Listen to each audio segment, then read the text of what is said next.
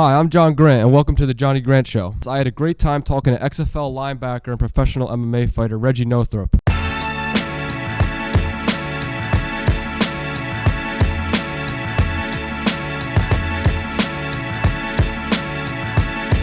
How are you feeling after winning your first bare-knuckle fight? Oh man, I feel great, man. I worked hard, man. Had a grueling 2-month fight camp, man. Just focus on getting better, man. And we put all the work out there on fight night, and it turned out in our favor. So feel good, man.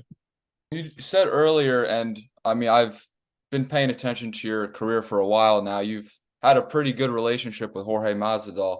How would you explain your time fighting for Gamebred? Oh man, it's been cool, man. They show love, man, and they always checking on me, making sure I'm okay. I got everything I need as far as accommodations and just to be in place and be ready and prepared. So, it's always been love, man. I love fighting for the guys, Dean, Jorge, all those guys with the Gamebred clan.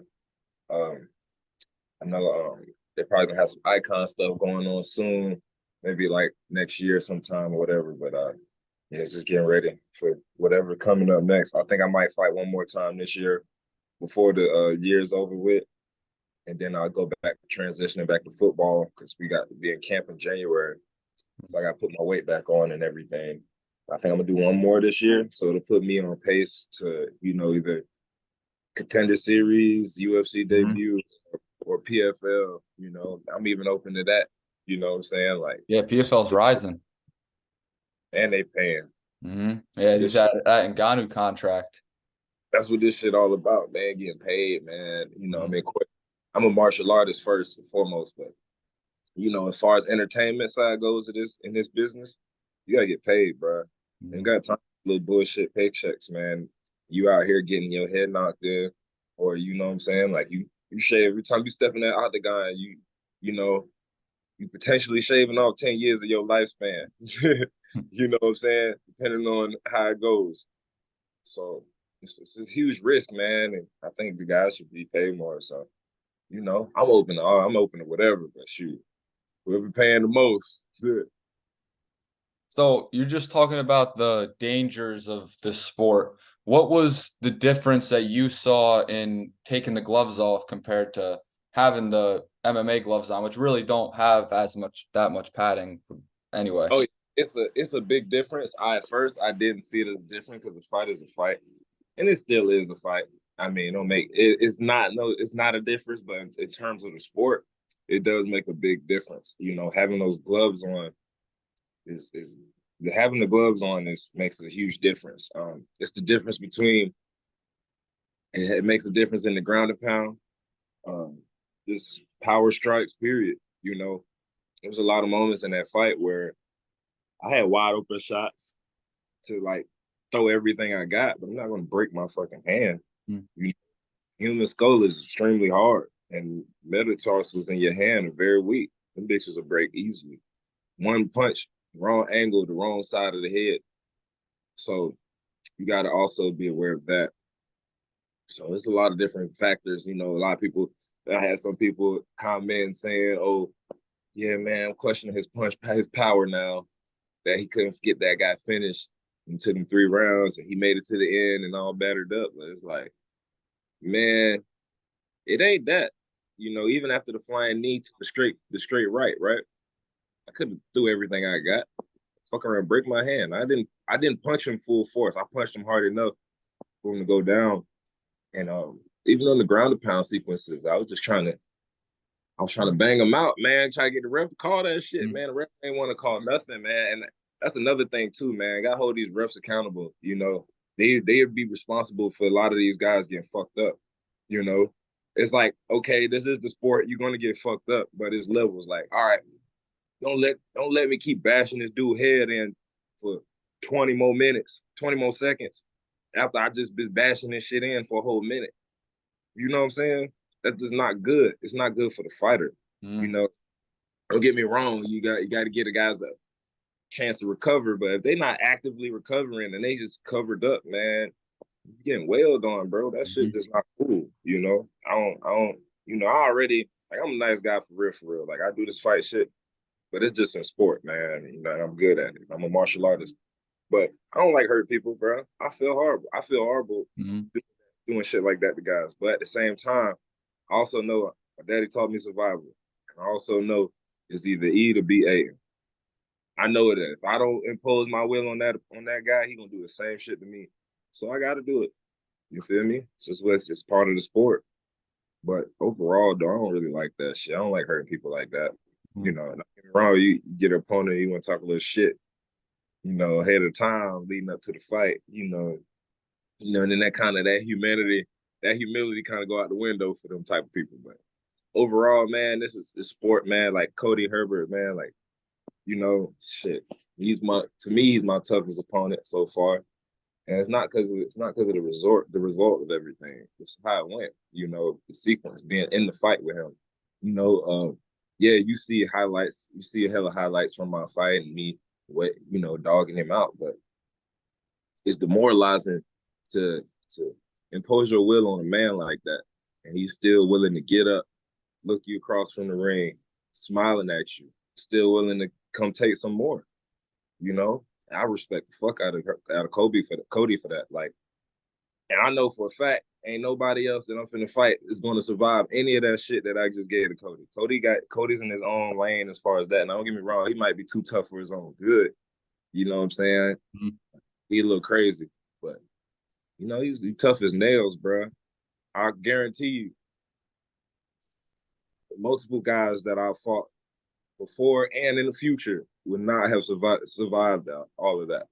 I Yeah. literally, when I was ground and pounding him from the first round, even in the second round, bro, I had a good minute, bro, straight. I was on him for a clean minute, bro. People was talking about me about my hands being down later in the round. I'm like, bro, my shoulders are cooked. I've been dropping elbows, Ground and pound for minutes.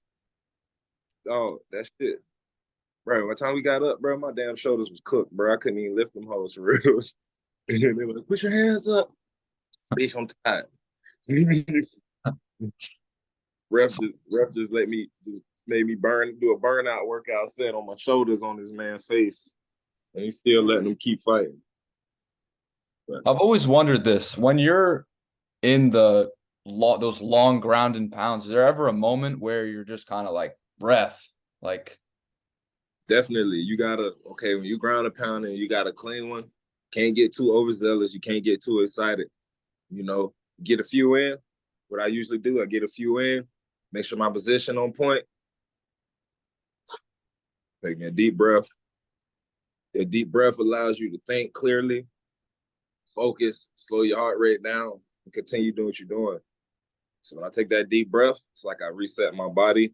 Now I'm even more calmer state than I was initially getting him down to the ground. And you just want to be as calm as possible. Control chaos. That's my main thing. Like, you gotta have control chaos. You gotta be calm as fuck, but still chaotic as shit, especially when you on top of the guy. So that's what goes through my head. so you started fighting not even that long ago. You started in when the pandemic started. What Mm-hmm. was it like for you beginning MMA already as a high level athlete? Because most people start MMA when, it's their first sport, but for you, it's a whole different case. You were already playing football for a long time and then Yeah, picked it up because you couldn't play football. yeah, man. I played ball. I decided I wanted to do this MMA thing. I mean, I always had a background in it. My dad, he's a martial artist. He's a well polished martial artist himself. Not compete wise, but just as a martial artist. Aikido, Taekwondo, Jiu-Jitsu, Shotokan, all that stuff. So I kind of had a background with all of that. And I wrestled in high school, went to state twice. A lot of my opponents never know that. And I know like it's high school wrestling too. There's levels to this shit. Now I'm in the pros. My high school shit don't mean that. Damn NCAA champions around here. But me saying that, meaning that I have some knowledge on. I know how to wrestle. Period. Bottom line, got basic fundamental wrestling skills, and I have some advanced skills. And I wrestled in high school. That shit helped me with football. Nah, and like made me a tackling machine as a linebacker. People don't understand like the like football and wrestling, and it definitely transitions. That's why some of the best O linemen, some of the best offensive linemen, they wrestled in high school, college. Running backs. When you running back, you ever seen any running backs that wrestle? I bet you he breaks a lot of tackles. He's hard to take down. Linebackers, tackling machines, exploding out the hips. You know what I'm saying? Double leg, blast double, tackling. Same shit. Do that shit so repetitively, it comes muscle memory. Now I'm on a level now where like that shit's just breathing. That's like breathing for me, being out there on that field. So it's it's awesome, man. Hand fighting. You gotta use your hands a lot as a linebacker. We hand fight and wrestle. Same shit. Arm drags. You feel me? Our D linemen, that's a technique D linemen use on the O lineman to get to the back and try to get a quarterback sack. Arm drag on the hand, boom, full. Same shit. They drill this shit every day. So that shit works, bro. It works. I feel like the defense in striking is very good for the getting off blocks and smacking away the offensive line's hands. So Yeah. now let's talk about your balance between football and MMA. I'm Mm-hmm. really interested in what that daily routine is like, balancing out a professional football career and a professional MMA career. Shit, man. I just wake up, bro. I know the Lord blessed me with these abilities, man. So I just wake up and I just go get that shit done, bro. Like I'm at a point now where I know I'm in my own lane. Can't nobody do what I'm doing right now. Nobody.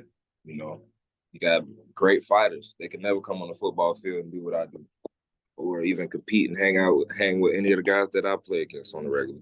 You know, and shit. I got football guys. They can't come to the fight game and do what I do. They might be big, strong, fast. They just can't do what I do.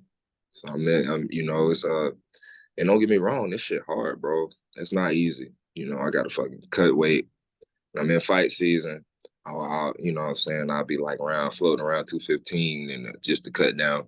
Then when I get back to football, I put my weight back on. I get back up to 225 because that's what I play during the season. So and that shit sucks, bro. Like sometimes you don't feel like eating after them hard training sessions, bro. Eating is a workout as well, you know. So it's like, but you gotta keep putting those nutrients back in you. You gotta stay nourished. You gotta have everything in you, man. But it's doable. It's a grind, bro. It definitely is a grind. But I'm on some shit right now, bro. I'm just trying to be one of the greatest athletes to ever walk this planet. You know. Hey, well, you're pretty damn close. I mean, if you keep if we keep going with this route, the professional football and MMA career, I'm saying my favorite team is the Seahawks, so I'm gonna use that as a hypothetical. Right now, you're sitting here on this interview. Pete Carroll calls you offering a 1-year contract for the Seattle Seahawks to play linebacker, and then Dana White calls you 2 seconds after, offering you a 2-fight deal in the UFC. I'm Which going to the Seahawks, man. They ain't paying nobody shit, man, for no damn 2 fights. I'm gonna tell you that right now. I'm better off. I'm better off on the practice squad for the fucking Seahawks. But I'm as far as that though, man. I'm older in the game. Well, I'm 29, man. I'm an OG, bro. Them NFL teams going for the youngins. I had my little stint. You feel me? I was with the Redskins when I first came out. And then 2017 was with the Rams, and did that. Did some Canada, AAF League, XFL, USFL. I played in the USFL in 2022. with the Gamblers. Yeah, for the Gamblers. And yeah, bro, these alt leagues are dope, bro. Like make great money, still make great money. It's not NFL money, but it's great money. It's better than fucking working for anybody out this bitch. You know what I'm saying? Great promotion, production, the media, everything is it's professional. It's high level football. Everybody in the league was in the NFL at some point in time, played a role. At some point in time, hell, Bobby Wagner even fucking entertaining the idea of coming to the XFL with us this. I Now, think I saw I that. would Yeah. love to play with Bobby Wagner. Yeah, That that would be wild. that's one of my favorite linebackers, bro. Yes, I got his jersey right here, somewhere Oh, right here. hell yeah, him, Bobby Wagner, Patrick Willis, Navarro Bowman. You Yeah, feel me? some of the greatest linebackers.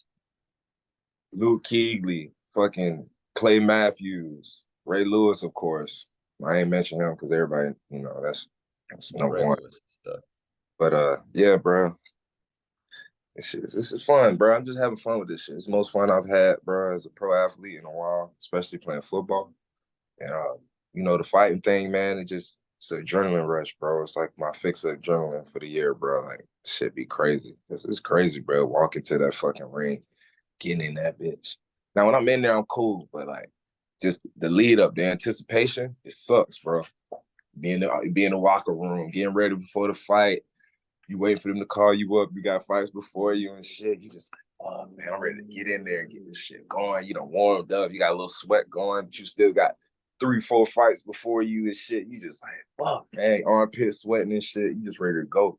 Once you get in that bitch, man, for me, once I get in there, I'll be ready to go. It's like the lights is on. Something about the big lights and crowds, bro, just make me perform. But that's football, bro. I was, I played at Florida State University, bro. Like we playing in front of 90,000 every weekend. the biggest stages. I won 3 ACC championships, a national championship, bro. Like I'll do this shit, bro. I'm used to that crowd. You know what I'm saying? So that little crowd shit don't fuck with me in the fight game, bro. I love it. That shit gets me going, bro. Like, and I got to fight just recently back in Jacksonville, bro. I feel like 50 Cent off Get Rich or Die Trying when he walked on the stage in the end, bro. Like, yo, everybody cheering me and shit. Like, it's lit, bro. Yeah, I can't even imagine that feeling of walking into the octagon. Bro, it's different, bro. It's different. I'll tell you that much. It's different, especially when you got people backing you. All right, Reggie. Thank you so much for coming on, and All right. I'm happy we were able to make this happen. Yeah, bro. I wasn't gonna flake on you, man. I know you've been trying to get me for a minute, dog. I just been so jammed up, man. I told you I was gonna get you right, man. I got you, fam. Thank you for watching the Johnny Grant Show, and don't forget to tune in next Friday.